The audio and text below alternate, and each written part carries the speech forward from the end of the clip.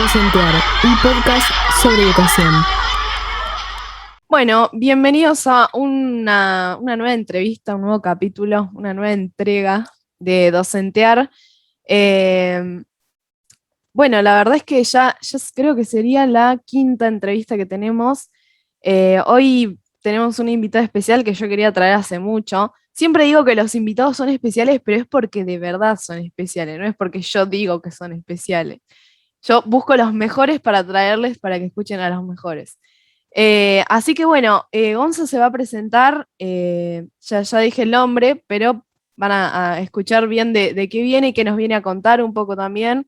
Así que bueno, bienvenido a Docentear. Bueno, muchas gracias. Vos me dirás, se escucha bien, entonces bien la voz. Sí. Bueno, primeramente, entonces, el tema del ser especial, todos y todas y todes y todis y todo lo de las maneras que se nos ocurra decir, somos especiales. Somos especiales porque ya que estamos en esta historia, es porque nuestro sistema inmunológico es especial y diferente a todos. Sí. Entonces, de esa manera, el entorno nos afecta a cada cual de una manera especial. Por lo tanto, somos especiales. No tenemos que recurrir a la huella digital única, ni al iris único que tenemos. Todos somos especiales, eso no cabe duda.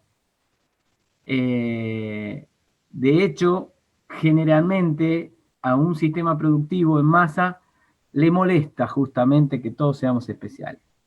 Pero bueno, antes de arrancar con ese tema, entonces mi nombre con el que me han llamado mi familia desde muy pequeño es Gonzalo, y mi apellido González.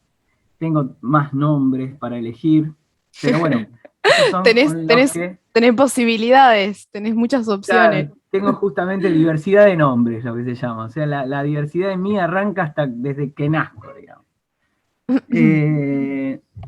Y bueno, nací en San Martín mismo, y en San Martín mismo me crié, Sí. Y en San Martín mismo estoy. Así como es. hijo de un paisano de Corrientes, divino. Bueno, y la cuestión es que aquí mismo hice mi jardín. No muy temprano fue acá nomás, acá a media cuadra, era un club, el Club Pérez. Después pasé al jardín número 5. Después continué mi primaria en los Estados Unidos. Era una escuela normal, entre comillas, una de las escuelas normales. Y era una escuela modelo en su momento, lo cual yo tuve una especie de examen de ingreso, por ejemplo, para entrar a la primaria. Era muy extraño, un examen de ingreso en que dividía a los estudiantes y las estudiantes entre personas que necesitaban probablemente más atención y otros que, supongo que atención didáctica. Claro, Y otros, sí, igual te digo que yo cuando también fui a la primaria, cuando me lo hicieron también el examen. Muy controvertido, hoy por hoy estaría bastante lejos de eso que Sí. ahora me Sí, parece totalmente. me parece que es una irresponsabilidad, de hecho. Una irresponsabilidad por parte de los profesionales que en ese momento estaban ahí, porque así de claro, una responsabilidad, digamos. Tendrían que ser realmente muy responsables de lo que estaban haciendo y cómo lo estaban haciendo. No voy a hacer un juicio de valor sobre el examen en sí, sino que hacerlo en las condiciones que lo estaban haciendo, hoy por hoy me doy cuenta que era una completa irresponsabilidad. Bueno, más adelante ya yo hice 7º grado y tuve la suerte, no sé si por mi familia, o no sé por qué, pero yo ya tenía ahí muy, muy claro lo que quería seguir en la secundaria y bueno, lo que seguí en mi vida hasta ese momento, ¿no? Hasta cambiar.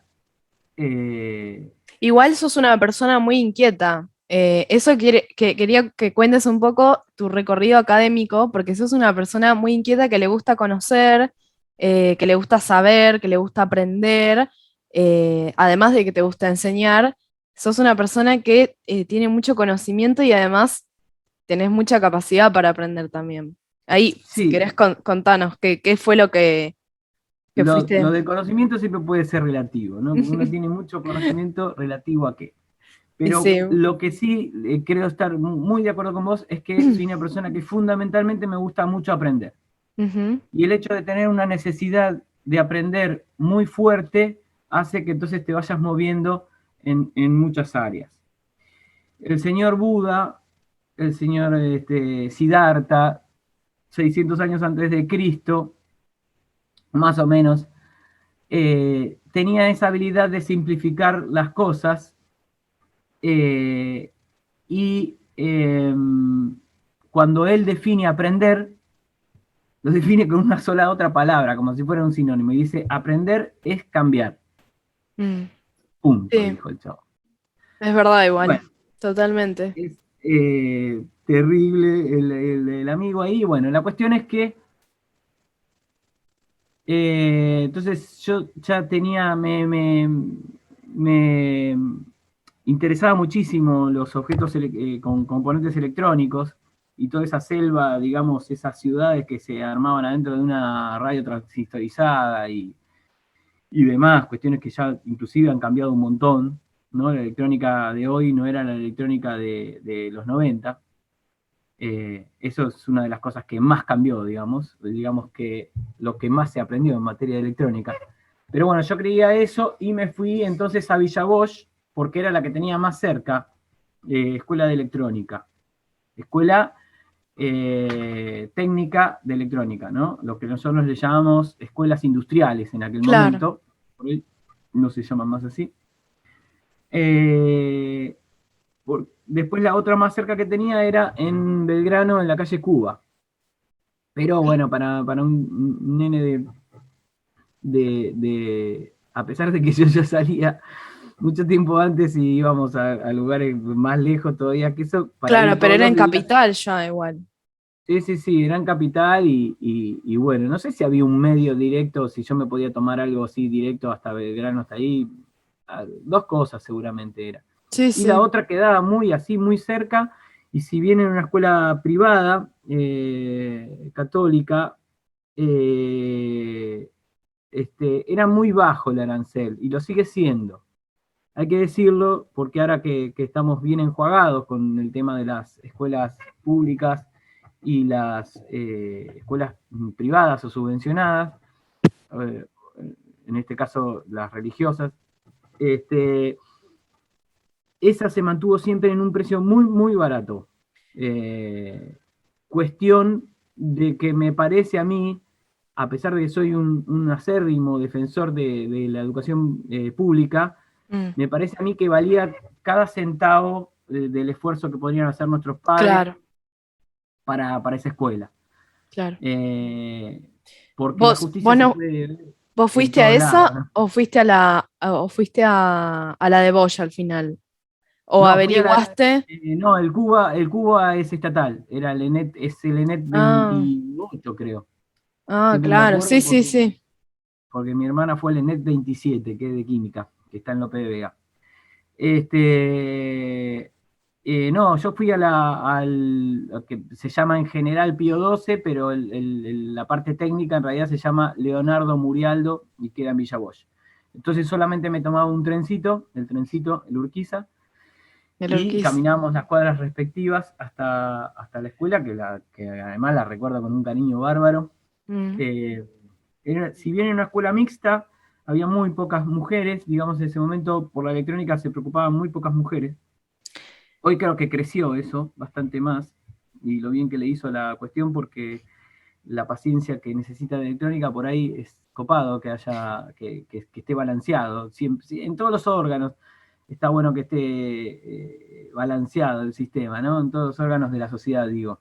Gonza, ya Sí. que estás hablando de esto, te Mm. pregunto, porque decís que tenés muy buenos recuerdos de la secundaria, más o menos, ¿qué es lo que te vas acordando? Por ejemplo, ¿qué destellos te acordás de esos momentos de aprendizaje o por ahí de aprendizaje de la vida?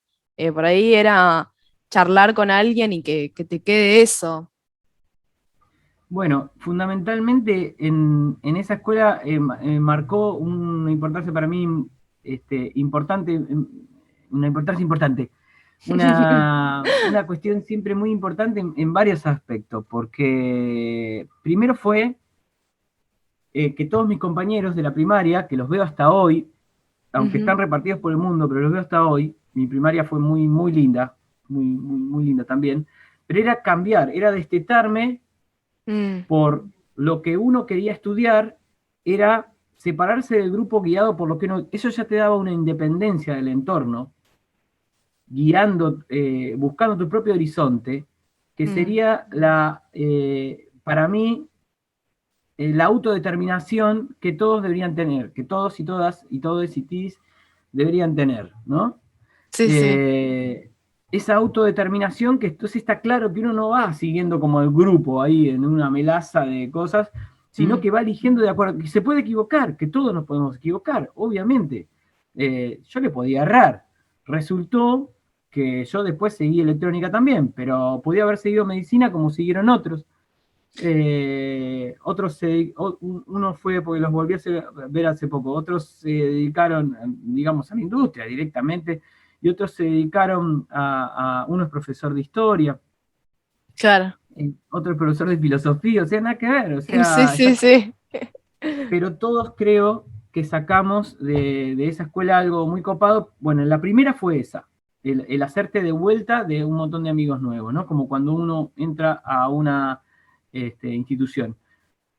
Y aprender las reglas de esa escuela nueva, ¿no? Que era así. Fundamentalmente era, por más que sea mixta, era todo de varones, porque había muy pocas chicas. Entonces yo venía de una escuela mixta a una escuela todo de varones donde se pagaba otro precio, ¿viste? O sea, ibas a comprar, vos estabas en primer año y ibas a comprar un sándwich al coso donde está, y por ahí a veces, no sé, no recuerdo que a mí me haya pasado porque yo no me compraba cosas en la escuela. O por ahí, en principio no tenía guita para comprarme cosas en la escuela, pero veía que, qué sé yo, se armaba un cordón de los de tercero que le cobraban un pedazo a los Un pibes. peaje.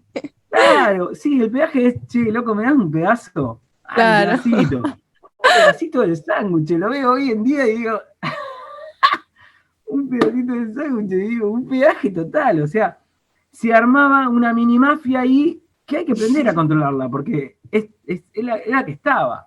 Y no es la Sí, que sí. estaban en las películas yankees, que hoy por hoy muchos pibes creo que ven algunas cosas, pero porque están en la película, pero acá nunca pasaron, en una escuela de acá nunca pasaron, como tantas otras, digo, pero esta en particular pasaba eso ahí, y una de las cosas que yo pensaba era, ¿estaría algún momento yo jodiendo? No, no, definitivamente, ¿no?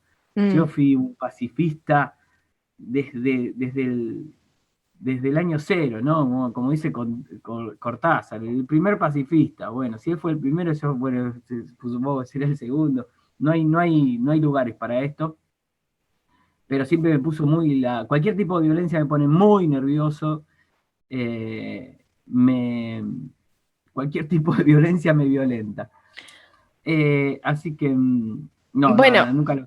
creo que igual esto que decís, justo ayer estábamos bueno, ayer o fue el otro día que charlábamos en la facultad sobre esto, hay algo de lo que se da en la presencialidad que, bueno, es re necesario, el hecho de que uno se encuentra con el otro, ¿no? Y acá, por ejemplo, vos decís, bueno, esto del peaje.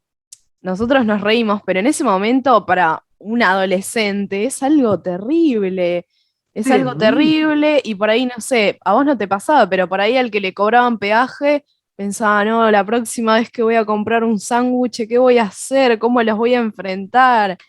Y Eh, terrible porque, por esto que te decía antes también, porque vos podés venir de la escuela primaria, porque esa escuela tiene primaria, Entonces venís con todo un grupo que te Claro, protege, sí, sí. así, que te ganaste un lugar y todo. Ahora, cuando vos venís de afuera y no conoces a nadie, vos no vas a poder pedir ayuda a nadie.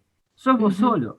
Eso es como un día te vas a Dinamarca a laburar y pasa lo mismo. ujú, ¿Entendés? O totalmente. sea, que no hay que irse a Dinamarca, justamente. O sea, acá mismo vos entendés cómo es la cosa. Y a cualquier país vas a llegar, vas a aprender los códigos diarios que manejan cualquier país o cualquier provincia y te vas a adecuar de a eso y vas a seguir siendo vos mismo, único y especial, pero desde ahí, ¿no? Manejando esos códigos como de convivencia que hay, eso es aprender en la escuela, Ujú. digamos. Eso es lo único que hoy por hoy defiende, digamos, de una manera extraordinaria la presencialidad en los niveles obligatorios, digamos. Ahora, en los niveles Superiores, tal ya vez. Sí. universitarios superiores, otro va a ser el cantar, que bueno, si querés en su momento lo charlamos. Hay algo Eh, de lo que, perdón, hay algo interesante, o por lo menos que a mí me parecía interesante contar de la trayectoria de Gonza. Como él nos estaba contando, él viene de otro palo, tal vez para los que, por ejemplo, yo terminé la secundaria, jamás se me hubiese cruzado estudiar electrónica. De los que venimos de las ciencias sociales puras, él terminó de electrónica, después pasaste a un conservatorio, después pasaste a abocarte a la educación y ahora tenés una búsqueda con eso.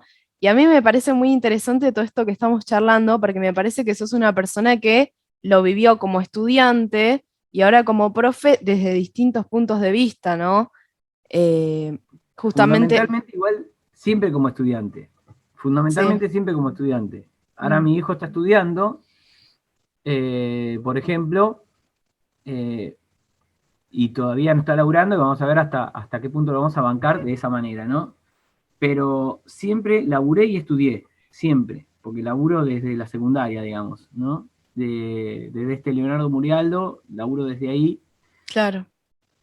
en diferentes laburos, eh, y me resguardo muchísimo en tener la mirada del estudiante todo el tiempo, Mm, porque sin caer en los lugares básicos que vamos a caer o que mucha gente cayó, seguramente naturalmente no es caer, sino que es que tuvo que remitirse por ejemplo, a Paulo Freire y demás, donde dice, donde que un educador permanentemente aprende del educando. O sea, yo eso lo comprendo, pero desde la raíz de eso, o sea, desde mi totalmente. propia trayectoria, Claro, sí, digamos. sí. Es que yo creo que eso te iba a decir. Me parece que lo que decís va totalmente por ahí porque es donde uno se empieza a preguntar, bueno, esto, ¿qué pasa con esto? Eso te iba a preguntar justamente. Vos me dijiste, mientras hablábamos previamente, que había algo que te despertó a vos el hecho de estudiar las materias pedagógicas, que usaste una frase, me cambió, dijiste. ¿Qué es? Claro, Y vos siendo estudiante todavía, ¿qué es lo que sentís que te cambió? ¿Qué es lo que te despertó? ¿Por qué te despertó? ¿Pensás que, y te hago otra pregunta antes de que me respondas, ¿pensás que si hubiese sido planteado de otra forma, que si hubiese sido otro el profesor, si no se hubiese dado otro debate, tal vez no te hubiese cambiado nada? ¿O fue el contenido lo que con lo que te interpelaba? no, si vamos a buscar una receta de esto, vamos a ir jodidos porque no creo que la haya, pero Bueno, inclusive me cambia a mí justamente después de venir, eh, de haberme, digamos, fumado toda una carrera en la Universidad Tecnológica. Con la cual también recuerdo con muchísimo cariño, Universidad ujú, Tecnológica, con muchísimo cariño, sí, porque es sí. una universidad que es absolutamente consciente de que todos laburan ahí. O Mm, sea, realmente todos laburan. Y he conocido además el factor humano que conoces en cada una de las universidades, obviamente que siempre va a estar todo bien porque somos nosotros. somos nuestros pares, es como conocerse a sí mismo, digamos, ¿no? Conocer a otra persona, en general uno conoce a la sociedad que uno compone, digamos, o sea, se conoce a sí mismo. Dentro de eso la UTN es como, bueno, pero dentro de lo que es específicamente de ingeniería, como mismo se dice ahí, lo que forman ahí adentro es un criterio, porque si la tecnología, y sobre todo en lo que es electrónica, porque una cosa es electrónica, otra cosa va a ser química. La química, si bien van apareciendo mucha tecnología nueva dentro de la química, hay Claro, ciertos componentes y reacciones que no cambian jamás. En vez de la claro, electrónica cambia todo,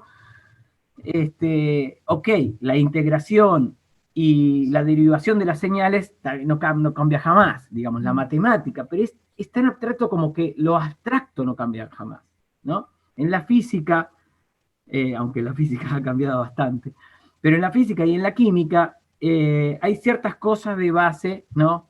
Más allá de que tengamos física newtoniana y una física más directamente cuántica, hay ciertas cosas que permanecen, ¿no? Como que el universo, sea como sea, nos podemos equivocar como lo vemos, qué sé yo, pero el universo, más o menos, el sistema solar, dentro de esta porción tan chiquita que nosotros vivimos, más o menos en términos justamente ingenieriles, se va a mantener igual.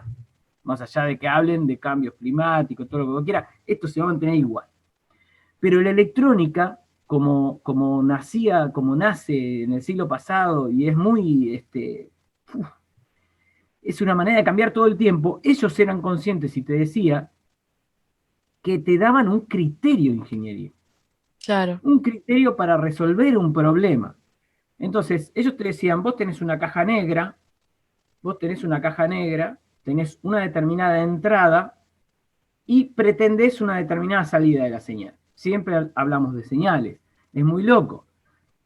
Y esto lo voy a unir directamente con lo que me decías de la parte de educación y cómo me enamoro instantáneamente de la educación, por dos factores. Uno tenía que ver con esto, porque yo me sentía con una herramienta después de ingeniería, de decir, ok, esto es la educación es esta caja negra.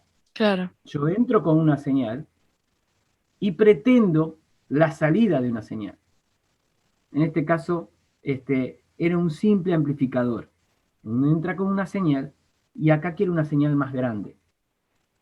Y de eso hay algo que se llama feedback en electrónica, que es retroalimentación, que es de la salida, inyecta un poquito de señal a la entrada y con eso se corrigen un montón de cosas. Ese feedback, es lo que el estudiante, la estudiante, le tiene que meter, digamos, le tiene que ingresar al profe para que el profe pueda cumplir su trabajo de amplificar esa señal y la suya, ¿no? Y su propia señal. Entonces, lo que me di cuenta de eso, una de las cosas era que no había estudiado en vano toda la parte de ingeniería, No, no. aunque me costara muchísimo hacer comprender esto a mis profes, que se abrían los ojos así como dos huevos duros de decir, wow, o sea, no puedo creer que nos compares con una máquina. Sí, a mí me gustaba mucho llamar, y lo corregía todo el tiempo, es un sistema, no es una máquina. Y la naturaleza está llena de sistemas, que son los que estudiamos. Por eso comencé a hablar del sistema solar. La segunda cosa que dije, yo me voy a dedicar a la educación, y ese día lo decidí, fue en la primera clase de didáctica general. En el conservatorio se ve en primer año en lo que es instrumento y en segundo año de lo que es educación per se de la música, y la profe, que es una divina total, un referente, entró a la clase y en silencio puso en el pizarrón, en aquel momento todavía nosotros tenemos inclusive pizarrones de pizarra negra con tiza, y dijo, la educación es un hecho político.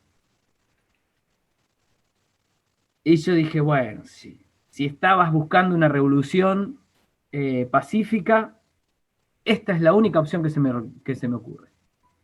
la única opción que se me ocurre para una revolución social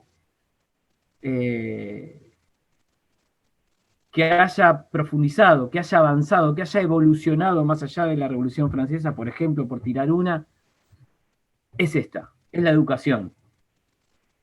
Y el problema es que los políticos o toda la cúpula política es la que lo sabe antes de que la sociedad lo sepa.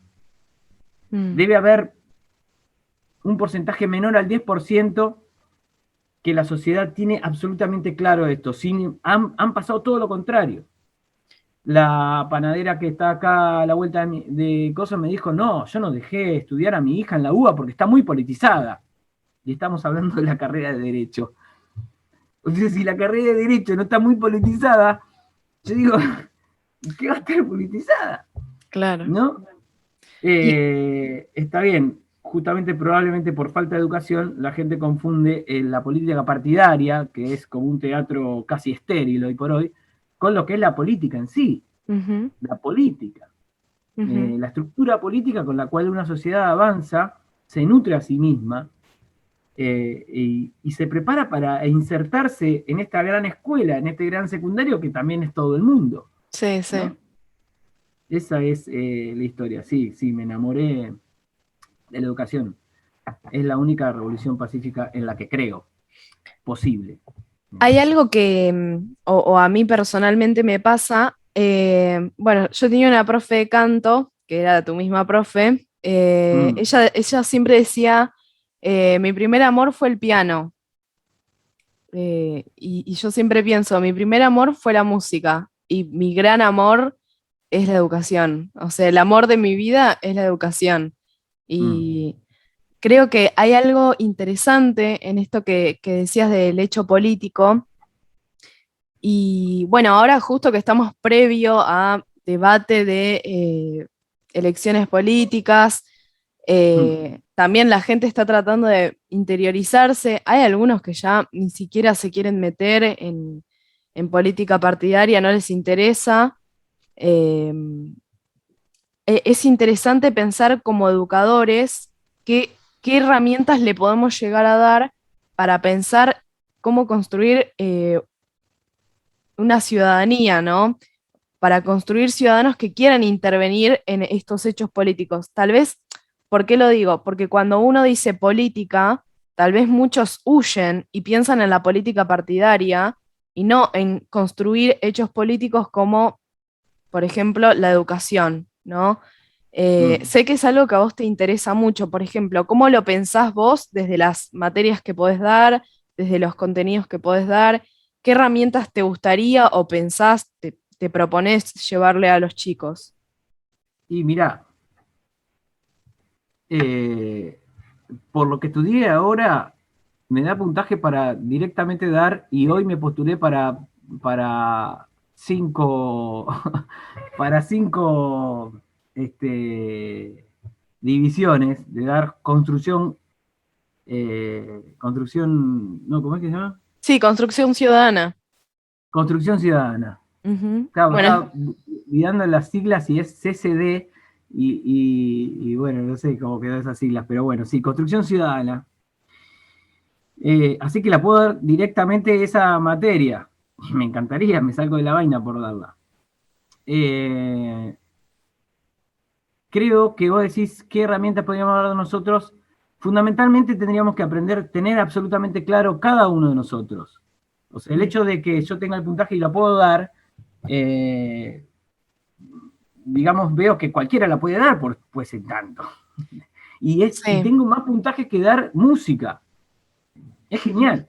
Yo no sé si es por el porcentaje de universidad o por qué. Todavía no sé muy bien las cuentas que se hacen ahí en la página BC, pero estoy seguro que en algún momento me voy a enterar perfectamente qué tipo de cuentas hacen en la página BC, porque lo voy a investigar. Pero claramente tendría dos enfoques. Uno es cómo dar esta responsabilidad, cómo tratar de generar esta responsabilidad política en cada uno y cada una de las estudiantes en música, y cómo generar esta responsabilidad individual en cada cual, digamos, en construcción ciudadana. Y entonces por eso agarro estas dos materias que no voy a poder, no voy a poder mentir, porque son las dos materias igual que pienso dar. En cuanto a construcción ciudadana, me encantaría poder abrir la cabeza que la política empieza por la trayectoria y la responsabilidad y la acción de cada cual. Ujú. No por el hecho de depositar en algún momento una especie de voto o contribución a un sistema político dado, que si bien es el nuestro, y es el que de alguna manera, entre comillas, acordamos tener entre todos, es algo que a las claras en todo el mundo está como siendo interpelado de acá a Luján, ¿no? Porque, por ejemplo, desde el Estado de Derecho, en este Estado, por ejemplo, ir a votar es un derecho, como tiene que ser, pero además es un deber. Es algo contradictorio, algo que desde el punto de vista lógico es una tontería. Toda Europa, salvo algunos países, como Alemania, por ejemplo, se nos ríe de eso, ¿no? Dice, pero ¿cómo? Me joden con un español y dice, pero ¿cómo? Si puedes, tú tienes el derecho de ir a votar y además tienes el deber, estás obligado a ir a votar. Son pequeñeces, pero esas pequeñeces, y ya la gran mayoría no la entiende. No entiende que hay una contradicción ahí, ¿no? Desde el Bueno, Estado de Derecho. creo que, claro, justamente eso te iba a decir. Creo que es algo que es muy, es muy discutido. Bueno, justamente ayer lo hablábamos en política, eso. Un poco las profes presentaban una, digamos, una perspectiva de verlo como un beneficio, como algo de que no todos lo tienen, el hecho de que sea una democracia y por eso tenemos que, debemos votar, debemos ser responsables e ir a votar. Eh, pero Sí, sí, bueno, yo no comparto en absoluto. Creo que ya he tenido alguna discusión también con esas profes. No, no, hoy por hoy, más del 70%, casi el 90% de todos los países alrededor del mundo tienen democracia. Así que me parece una tontería decir que solamente porque otros no tienen, utilizar, no. La responsabilidad de evaluar nuestro sistema va mucho más allá de pensar en el hecho de que otros países tienen dictadura o no, aunque son minorías realmente en el mundo, porque no es así. Y esas profes deberían saberlo y, bueno, nada, llevar adelante esa responsabilidad. No es eso por eso, digamos. No es esa la razón por la cual hay que ir a votar, ¿no? para, por lo que vos me describís y además, a mi parecer y por mi experiencia, creo que uno puede dejar mucho más allá de lo que enseña en su contenido, ¿no? Tal vez uno puede dar, por ejemplo, música, pero uno no se limita a dar música. En las conversaciones con los alumnos, está también enseñando, también en los espacios en los que da. Si, por ejemplo, se me ocurre, ¿no? Si se genera un debate de por qué no, en el conservatorio no puedo estudiar para ser trapero, o sí o no, o por qué se considera tal música como música marginal. Bueno, se pueden dar debates así, siempre en tanto y cuando el docente lo permita, y se aprende mucho de eso. ¿A qué voy con esto? Creo que es una manera distinta también de abordar las materias y no limitarse a los contenidos, ¿no? También esto que pasó como que amplió y cambió un poco la manera de ver la currícula, eh, y de tomar como esto de lo prioritario y quedarse con lo prioritario para poder ver qué es lo que necesitan, qué es lo que piden, qué es lo que se va dando. ¿Vos cómo te armás en base a eso? Mira, te voy a contestar contestando la segunda parte de la anterior que no la dejé, que la dejé de decir contestada. Sí, sí. La parte digamos, política, lo que se ve que ahora inclusive esta pregunta tiene que ver absolutamente con la parte política. Ujú. desde mi punto de vista, en lo que es música, por ejemplo, una parte central en lo que es música, nosotros como latinoamericanos y como argentinos, una parte central es romper el eurocentrismo en todo esto. Y eso no hace que nosotros veamos a Europa como algo malo, como el cuco, como el que nos embaucó, como el que generó todas las dictaduras que tuvo Latinoamérica y demás, sino como algo que fue necesario, la propiedad privada y la propiedad sobre las cosas que uno escribe, por ejemplo, nació en Europa y todo el mundo lo aceptó. No es que no lo aceptamos. O sea, obviamente que había visionarios como Belgrano, como Moreno, Larrea, bueno, toda esa camarilla que fueron eventualmente asesinados, digamos, no es que querían un sistema como los incas, porque no podían vivir sin algo parecido a una monarquía, sino porque eran terribles visionarios, por supuesto que por eso fueron eliminados, que querían no solamente en la cultura, no solamente en un sistema monetario que los incas no necesitaban para llevar adelante una sociedad que fue aparentemente espléndida, sino que en la cultura también iba a pasar eso, ¿no? Nosotros necesitamos salir del eurocentrismo en lo que es en la música misma para que pueda brillar las propias producciones. Entonces, Claro. en cuanto a lo que se pueda apegar o no al diseño curricular, si vos me decís de eso, inclusive políticamente, la profe o el profe que esté, somos, de acuerdo a lo holgado que es el sistema curricular, inclusive políticamente, yo creo que tanto profesoras como profesores y profesores y como quieran, se puede realmente ser absolutamente responsable de dar cultural y socialmente la política de enseñanza que quiera. Por supuesto en su rubro, ¿no? Sin irse, o sea, se puede basar en los elementos técnicos del tango, por ejemplo. Inclusive, aunque nosotros mismos hayamos dejado prácticamente morir el tango porque no lo hicimos evolucionar, no lo hicimos cambiar, no lo hicimos aprender, justamente, no lo hicimos aprender. En algunos conservatorios sí hay elementos técnicos que se dieron elementos técnicos del tango, como por ejemplo el de Avellaneda, y el que va tu viejo, el Marechal. Sí se hizo un estudio en particular para eso, y es muy complejo, es realmente muy complejo, hay que saber mucha música. Pero sobre las bases de los códigos que nos ha dejado Europa, que hoy por hoy casi es indiscutible. Aún así, si pensamos en otras músicas, en eso que también podemos tomar, como por ejemplo la música de la India, que tiene 22 tonos, en vez de solo escuetos limitados 12 tonos, como tenemos nosotros en nuestra escala musical. Imagínate cómo se abre la cuestión, ¿no? Y termina siendo una cuestión política al final. Sí, eso Porque, te iba a decir, sí. Por eso fue la base de decir, bueno, me encantó esto y aquí voy, ¿no? Porque termina siendo una cuestión política.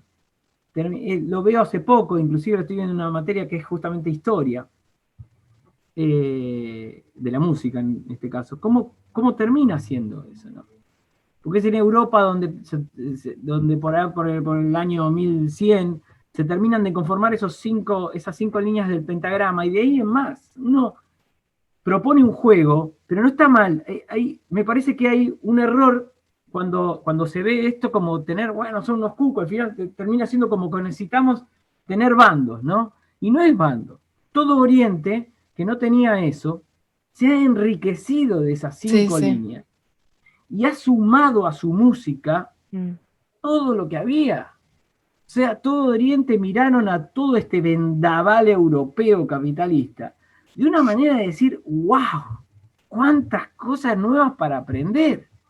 ¿Qué es lo que siente uno cuando en realidad, si tiene la oportunidad de ir a algún lado de Asia, es lo que siente inmediatamente? Decís, wow, Sí, cuántas cosas tiene este pueblo para enseñarme, ¿no? Porque lo siente, se siente eso, como la música, ¿viste? Que vos la sentís directamente, que no necesitas hacer un análisis puntual de cada cosa y decir, bueno, esto lo voy a aprender, esto no. No, vos ya mirás así y decís, acá hay mucho para aprender. Y supongo que eso es lo que nos tiene que pasar a nosotros, los que anhelamos ser educadores, es entrar a un aula y tener la sensibilidad para entrar, verlos a todos, ya sea virtual o no, vuelvo a repetir, en los casos de la, digamos, de la educación obligatoria, hoy por hoy no se me ocurre otra manera que no sea entrar físicamente al aula, y ver a todo ese pequeño pueblo que hay dentro del aula y decir, wow, cuántas cosas tengo para aprender acá, ¿no? Un vendaval de cosas para aprender que me sumen a mí. El interés de entrar a un aula no es tanto por lo que estoy seguro voy a enseñar, sino por lo que estoy seguro voy a aprender. Te diría, casi egoísta, que lo hago más por mí sí. Eso te iba que a por los preguntar. Bueno, que por los qué copado todo lo que dijiste. La verdad me quedé pensando en un montón de cosas. Em, Hay algo que se me ocurre pensar, es que ¿cuánto crees que podés llegar a generar en tus alumnos? Porque vos decís todo esto de que yo sé que los docentes muchos se quedan con lo que le aprenden o se llevan de situaciones y demás, eh, pero ¿pensás en el impacto que puede tener una clase, una charla? eh, por ej- Todavía, todavía no lo sé. Todavía no lo sé y me da bastante temor, la verdad, saberlo. Me da bastante temor, sobre todo por algunas aristas que puede tener contraproducentes. No me mm, gusta hablar de negativo y positivo, pero algunas aristas contraproducentes que obviamente no las veo. Que obviamente, si las vería, trataría de remendarlas al toque. Lo más sí, cercano que tengo así, como de asumir una responsabilidad indelegable además, es por ahí mi hijo mm, y ver cómo va reaccionando él o en qué cosas realmente bueno, voy a hablar rápido, en qué cosas lo jodí, claro, digamos, ¿no? sí, En qué sí, cosas realmente mi forma de pensar le fue un problema para él. Y son sí. esas cosas las que necesito abrir mucho más todavía, digamos, muchísimo más, eso casi infinito, digamos. Eh, y, es, y creo que nunca lo voy a saber. Igual, mira, te voy a dar como para que te des un pantallazo, o dilucidar un poco. La otra vez hice una entrevista a una profesora mía del secundario, y me di cuenta, hablando con ella, de que yo terminé el secundario hace 2 años ya. Y me di cuenta de que todavía tengo, o sea, no es que yo pienso no es que yo tengo su cabeza, su voz en mi cabeza todo el tiempo, pero me di cuenta de que la forma en la que ella nos trataba, de que ella siempre nos decía que íbamos a poder, que preguntemos, que si alguien tenía dudas, y esa forma de manejarse de ella quedó como tan incorporada en mí que me generaba confianza en mí misma. O sea, Mm, algo tan simple como el trato que vos podés tener con tus alumnos, tal vez después no se acuerdan tu cara, pero la forma en la que los haces sentir. eh, mm. Te pregunto un poco esto también porque eh, vos me dijiste que lo que querés generar en ellos, lo que vos querés de ellos es, bueno, aprender, y lo que vos querés generar en ellos también es que se quieran preguntar cosas. Eh, esto no sale un poco de mí, hicimos un trabajo juntos nosotros y un poco te vas a acordar de ahí. Sí. Hay personas antes que ya, obviamente que mucho antes están trabajando de esto, y la palabra, hay dos palabras, es la autodeterminación y el pensamiento crítico, Ujú. digamos. La autodeterminación, no son tres palabras, la autodeterminación es en pos del pensamiento crítico que vos generaste, ¿no? O sea que están absolutamente unidas. Pero sin embargo, que la autodeterminación es una palabra que molesta mucho dentro del sistema educativo. De Mm. hecho, nosotros vimos muy bien cómo cuando presentamos ese trabajo, no fueron las que quedaron como más importantes, ¿no? Mm. Y lo cual a mí me llamó muchísimo la atención, muchísimo la atención. De hecho, no vimos los trabajos del resto de los estudiantes como autodeterminación, sino que vimos, no sé, el trabajo de las profes. Pero bueno, más allá de eso, la autodeterminación fundamentalmente. Es que la autodeterminación inclusive va a tener muchísimo que ver con esto luego de la virtualidad, ¿no? Me acuerdo Mm. que un estudiante que voy a tener la suerte de verlo, no sé si lo veo mañana, porque no sé si le toca esa franja mañana, me dice, bueno, qué bueno, profe, si nos vamos a ver, qué sé yo, porque yo quiero aprender guitarra. Sí, bueno, quieres aprender guitarra, genial. ¿Y qué hiciste hasta ahora? ¿Qué hiciste por aprender guitarra? No, nada. ¿Y cómo no hiciste nada? Y si vos te metés a YouTube y hay 10 millones de tutoriales y de cosas que te van a decir que aprender guitarra y qué sé yo. ¿Cómo aprender No, aprender guitarra? un instrumento. Y si no tenés el instrumento, agarrás un cacho de madera, de marco, digamos, le marcás más o menos todas las rayitas que vendrían a ser los trastes, y después le marcás todas las cosas y te vas aprendiendo de memoria cuáles son las cosas. Mm. Pero yo te lo digo ahora, nada, va a quedar anecdótico, vos por ahí nunca lo hiciste. Yo, qué sé yo, conocía gente que por no tener un bandoneón, que es carísimo, se ha hecho 2 tablas con un resorte en el medio y calcando la digitación del bandoneón para irse dando cuenta que se vayan aprendiendo de memoria, que es lo primero que tiene que hacer un bandoneón, aprenderte todas las digitaciones de todas las escalas, un desastre total. Hicieron eso. Pero encima de aquí en la guitarra, sería que vos no tenés que hacerte una guitarra entera, simplemente un cacho de madera así, y vos ya te irías, ya sabrías lo que es. Sí, Si sí. nosotros logramos generar esa autodeterminación en las personas, por este ejemplo, si logramos generar eso, lo demás vendríamos a poder ocupar el verdadero lugar que tenemos que ocupar, que somos guías. Mm. Somos simplemente guías que no podemos de ninguna manera doblegar, darle forma a la creatividad. A la Mm. creatividad no se puede dar forma. Entonces somos guías en la creatividad de cada cual. Sí, ¿sabés Pequeñas qué? guías, pequeñas guías. ¿Sabés qué te iba a decir? Hay una, la otra vez charlábamos un poco de eso con unos compañeros y hay mucho miedo a utilizar la palabra guía o facilitador porque hay también una movida importante de los maestros son algo prescindible.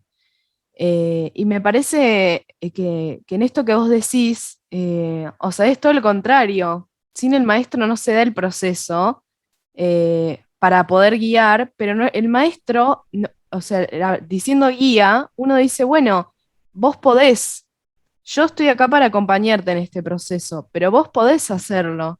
Eh, por supuesto que podés recurrir a mí, por supuesto que hay como... Creo, Sí, perdón. creo que al contrario, digamos, justamente por llamarlo guía, es por lo que no se puede prescindir jamás. Claro, es O verdad. sea, si a vos te tapan los ojos y entras a una casa desconocida sin guía, te va Sí. a ir mal. Si te metes en el Mato Grosso do Sul, directamente y en la guerra Sí. también. Si te metes en la selva directamente, sin guía, te va a ir muy mal, pero muy mal. Y eso es parte de la determinación. Y Si yo me mando a estudiar justamente bandoneón, que es un instrumento diferente a cualquier otro, como todo, ¿no? Pero en este caso bastante dificultoso porque nunca se puede ver exactamente dónde se está tocando. Ni ver ni sentir, y encima de no ver dónde está tocando, se mueve eso donde vos estás tocando. O sea que en todos lados tiene una posición diferente porque está todo en movimiento. Y si pretendo hacerlo sin una guía, no, sería imposible. Directamente imposible. No podría avanzar jamás sin Eh, guía. es totalmente así y además se me viene a la cabeza la diferencia que hay. Es como un proceso en el que cada vez uno, el proceso, digo, el camino que uno tiene en el sistema educativo, eh, obviamente, me imagino, en la virtualidad, ya vimos que para maternal, por ejemplo, es imposible. Eh, pero para un universitario, inclusive lo celebra, se entusiasma, le es más cómodo.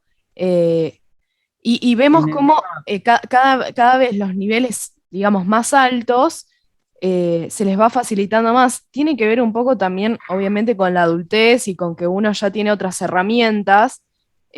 Perdón que te interrumpí, pero se me ocurre que también un alumno del secundario que tal vez no llegó a adquirir las herramientas que necesitaba para poder estar, digamos, emancipado, para poder él mismo poder estudiar, poder abordar textos, también la universidad ofrece distintos, antes de la virtualidad, yo me acuerdo que había talleres para leer textos, para poder estudiar, tutorías.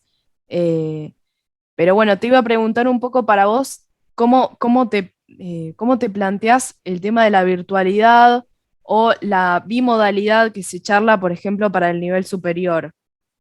mira, para el nivel superior, per se, no creo que las cuestiones, y sin irse demasiado de la parte política, no creo que las cuestiones sean tan difíciles como para que los profesionales que estén en ese momento les cueste tanto determinarlas. O sea, en un laboratorio, por ejemplo, tenés que estar y tenés que estar. Una operación a corazón abierto, y sí, por diferido es muy difícil. O sea, las cuestiones son bastante simples, no son tan... en nuestro profesorado en particular ya tienen armado todo. Yo participé en una de las clases, en una de las charlas que fue virtual así, va por medio de esto, este, y coincidimos completamente. O sea, un estudiante de ingeniería, digamos, un pensamiento ingenieril coincidió completamente con la mayoría de las personas, algunos que sí, ¿eh? Un profesor mío es ingeniero también, del Mm. profesorado, y es profesor de repertorio de canto lírico y es Ay, ingeniero mecánico. Así que no soy el único, ni lo seré, ni ese es el único profesor, hay más. Bueno, la cuestión es que estaba bien claro, sobre claro. todo en un profesorado de arte, en este caso música, hay cosas que uno tiene que estar ahí. En canto uno tiene que escuchar exactamente, porque uno no sabe entonces si está gritando o si está forzando una nota, lo tiene que escuchar Mm. directamente, no por medio de esto, porque los dos extremos de la transmisión tienen que ser perfectos.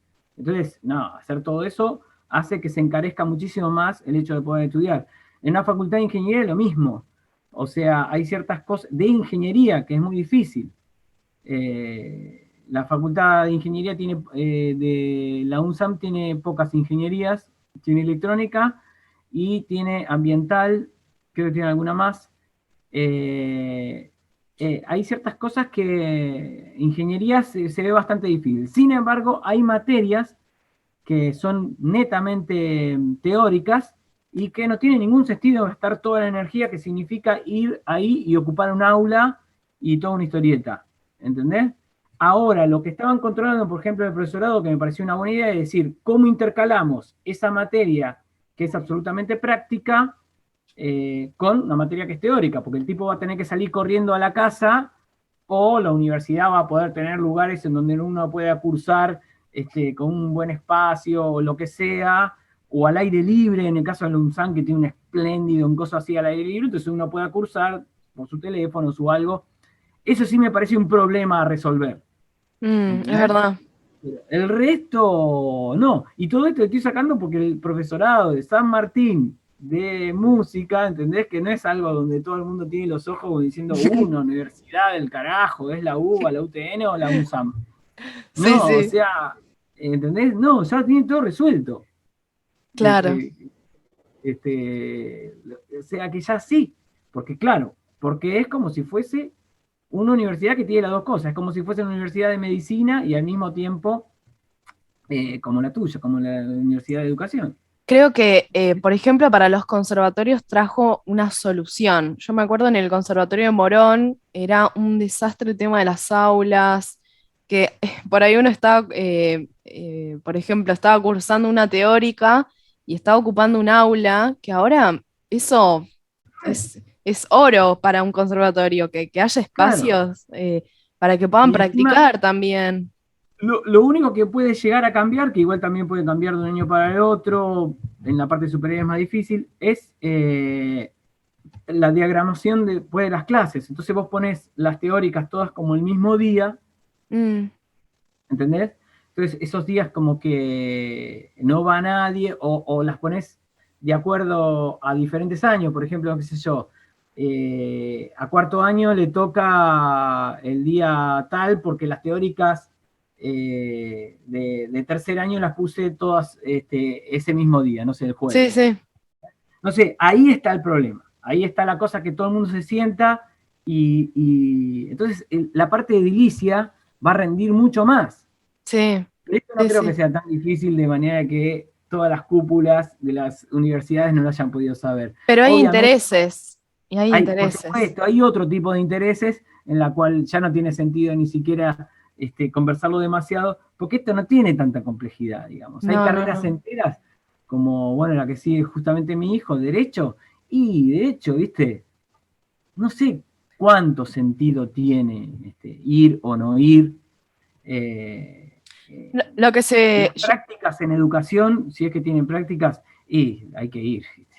no, Las eso prácticas, sí, yo lo que creo que también es interesante por ahí que se charlaba al principio sería los primeros años que sí vayan, que sí haya presencialidad, por una cuestión de que son los primeros años que uno cursa la carrera y está bueno que tengas algún compañero, que puedas tener algún espacio en el que vos tomas, bueno, ahora no se puede tomar mate tampoco, pero bueno, sí, igual supongamos que... tengamos en cuenta lo que es educación en sí, y justamente en la carrera de educación, eh, todas las, eh, todas las teorías, todas las vertientes, la forma donde uno busca la metodología para educación, en todas, desde Dewey hasta Paulo Freire, hasta Foucault, hasta donde vos quieras, Ujú. hay un conglomerado social. O sea que vos aprendés de tu par. Sí, Y sí, por supuesto vamos a totalmente. aprender de tu par, porque hasta ahora no hablamos mucho de eso, pero en donde es así, donde uno aprende directamente de su par, también es tan necesario como el que tiene que hacer una práctica de anatomía y una disección directa, Sí, sí.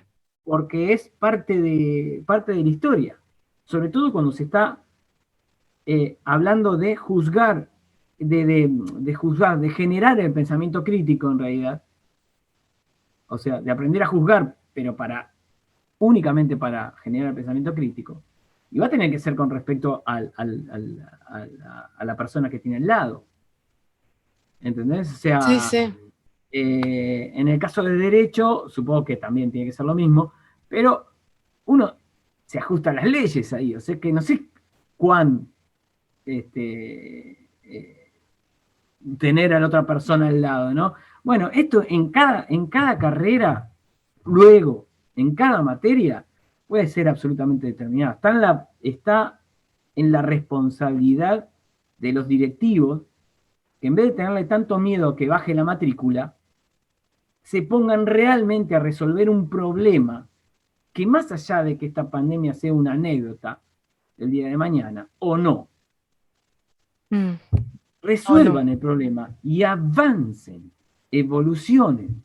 Si los directivos de cada carrera se pone esto como, ya que están ahí, cobrando un sueldo, genial, me parece perfecto, que se pongan sobre el problema en sí. Ya tendría que haber estado resuelto el año pasado. ¿Entendés? No es que no podría estar resuelto, porque no estamos hablando de la complejidad de la teoría de partícula, onda, partícula. No, yo no estoy pidiendo eso. Ni que resuelvan las ecuaciones de Maxwell en 4 horas. No, estoy pidiendo que se sienten estas personas a llevar adelante esta programación, que no tengan miedo.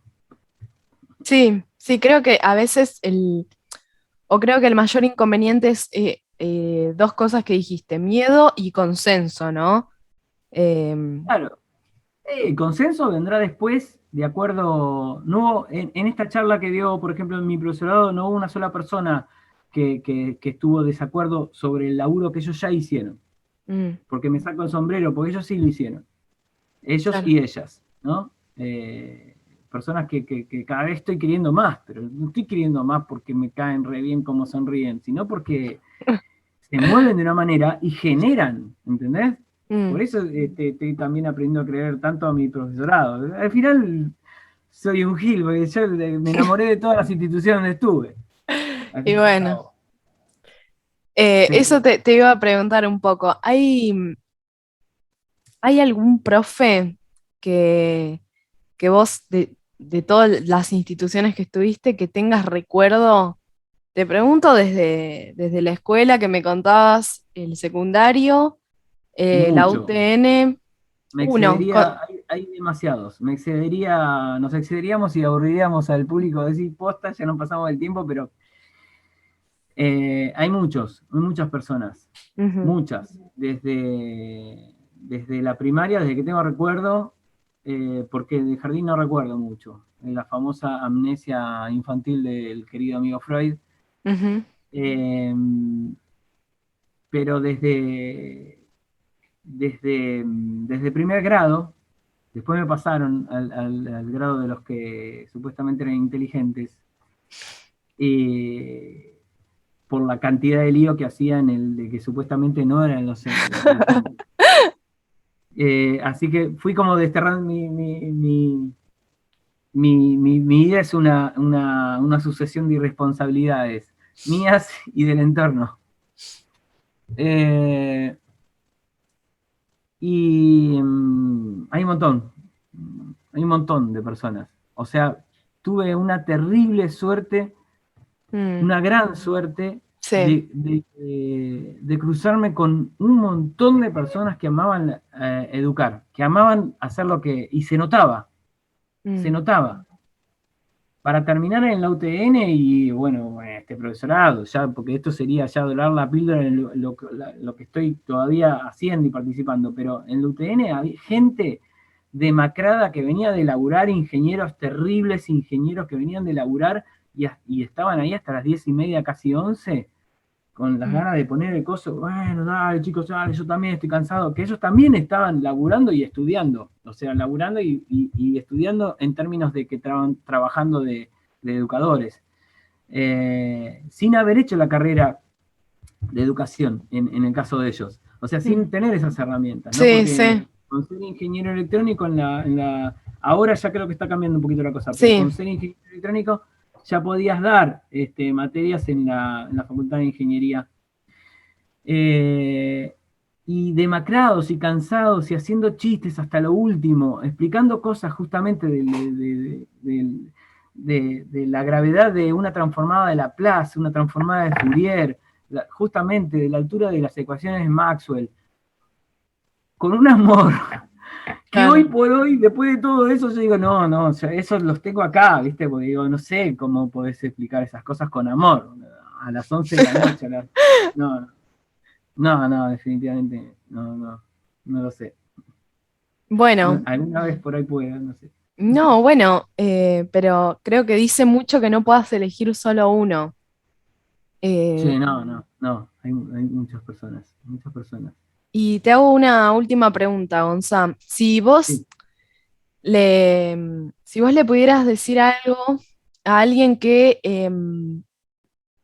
tal vez duda si elegir educación, tiene miedo, algo que hablamos en muchas entrevistas es que a veces cuando uno es joven y tiene que dar su primera clase o se tiene que enfrentar por ejemplo, a un alumnado de secundario, ¿qué le dirías?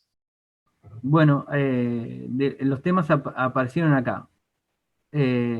Si lo que para mí esa persona se tiene que preguntar es si realmente le interesa aprender y si podría estar toda la vida aprendiendo.